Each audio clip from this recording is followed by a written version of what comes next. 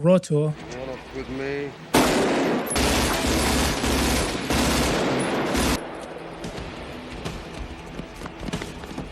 This scene is based on a real crime, but it wasn't committed by the real Neil McCauley. Therefore, I pulled FBI documents to get a first-hand account of the real Neil McCauley. So now, we can finally compare the movie Heat to the criminal mastermind who inspired it. We want to hurt no one. We're here for the bank's money, not your money.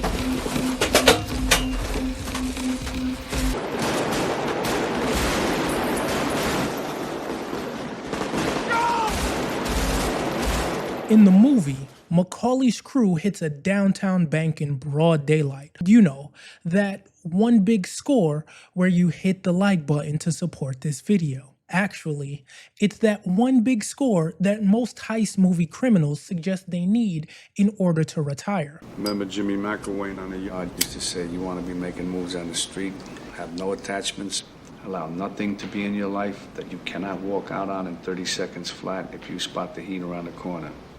In this scene, we get a glimpse of McCauley's philosophy.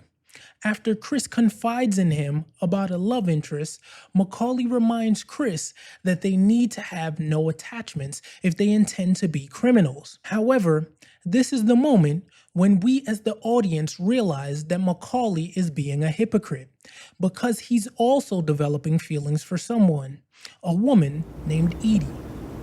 Edie, take off with me for a while. Where? New Zealand. I have to go separate. You could meet me there. McCauley knows that he has to choose crime or Edie. This scene cements the idea of the big score before retirement. That promise of one last job is what gives the movie its edge. Every decision he makes feels final.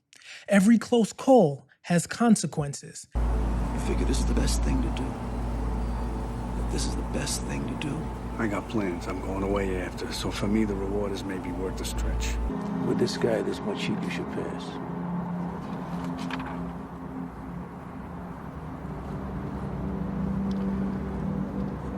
It's worth the stretch. In less than 10 minutes, McCauley makes it crystal clear by doubling down in 2 scenes. But in real life, there was no Edie. Neil McCauley had never intended to retire from crime. There was no dramatic vow to walk away clean, no emotional exit plan, just another heist like the ones before it. But still, it was his last job. During a grocery store robbery in 1964, McCauley was shot and killed in a standoff with Chicago police. Although the movie leans into the romantic idea of one last score and a clean getaway, the truth is colder. For most criminals, the job that gets them caught always becomes the last, whether they planned it or not. But at the end of the day, no code is enough to stop a bullet, especially when the man pulling the trigger knows exactly how you think. If I'm there and I gotta put you away, I won't like it.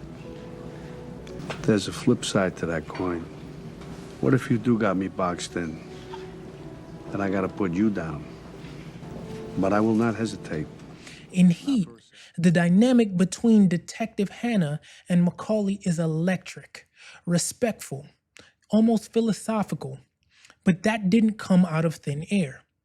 The real Vincent Hanna was Detective Chuck Adamson, who actually tracked Neil McCauley in the 1960s.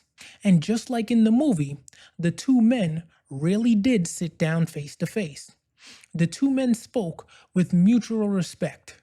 McCauley admitted he wasn't going to stop robbing banks.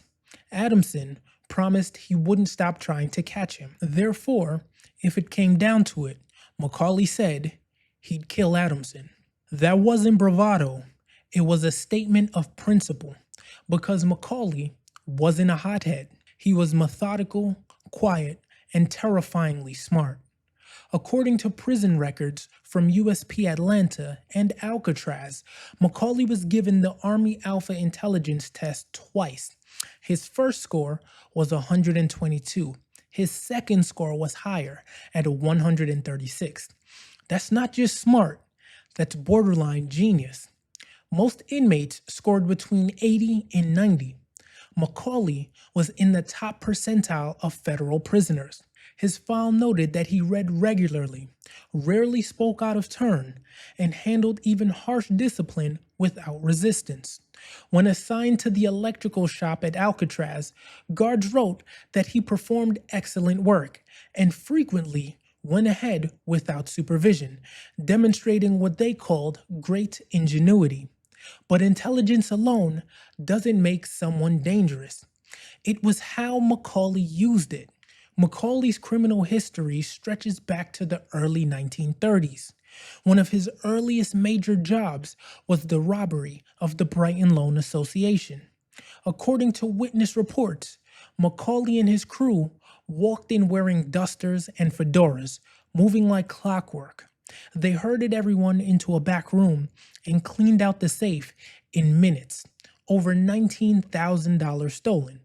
That would be worth about $365,000 in 2025. One teller testified that McCauley never raised his voice, never panicked. It was like he'd rehearsed it many times before. During another robbery, McCauley broke into a warehouse under the cover of darkness, disabling the alarm system by rewiring the fuse box. He knew the patrol schedule. He knew the exact layout of the building. And when police reviewed the scene, they found no fingerprints, no footprints, nothing but an open safe and an empty lot. In a separate case, he stole diamond-tipped drill bits from a manufacturer by acquiring the shipment schedule, bribing a low-level dock worker, and intercepting the delivery before it ever reached the floor. It wasn't just brute force, it was logistics, planning, and cold efficiency. That drill bit heist? Michael Mann referenced it directly in Heat when De Niro's McCauley steals bearer bonds. In real life, it was the drill bit robbery that put McCauley on Adamson's radar. In Heat, it was the armored truck robbery in the opening scene. Now, McCauley did rob armored trucks as well. It just didn't happen the way it was referenced in Heat. Even in prison, McCauley couldn't help but run operations. In 1943, Alcatraz officials discovered a makeshift still hidden in the woods outside the East Gate. The setup was professional. Barrels, tubing, fermentation equipment, all built using scrap parts stolen from the electrical shop. The ingredients? Sugar, water, and rhubarb. The product was wine. McCauley was distilling alcohol on federal land, right under the guards' noses. By 1962, he was out, arguably even more disciplined than before. He didn't waste time. Within months, he was back to assembling crews, recruiting ex-cons, and targeting cash-heavy businesses. He knew who to hire, who to trust. He knew what jobs were worth the risk. But he also knew Adamson was still watching. His attention to detail was on full display during one of the first post-jail attempted heists. When McCauley caught wind of a department store stakeout, he called off the job mid-mission after hearing a suspicious noise. That moment, it's straight out of Heat, and it actually happened.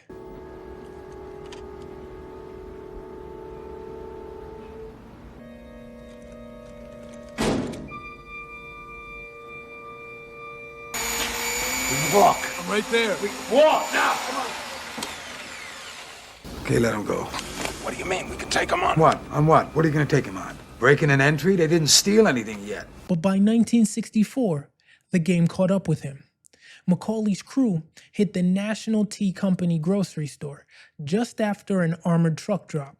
It was $13,000 in cash, worth about $133,000 in 2025. They were in and out, but Adamson was waiting. Police swarmed the store. A shootout broke out. McCauley ran, dodging through alleyways until he was cornered. He turned, and Adamson fired 6 shots.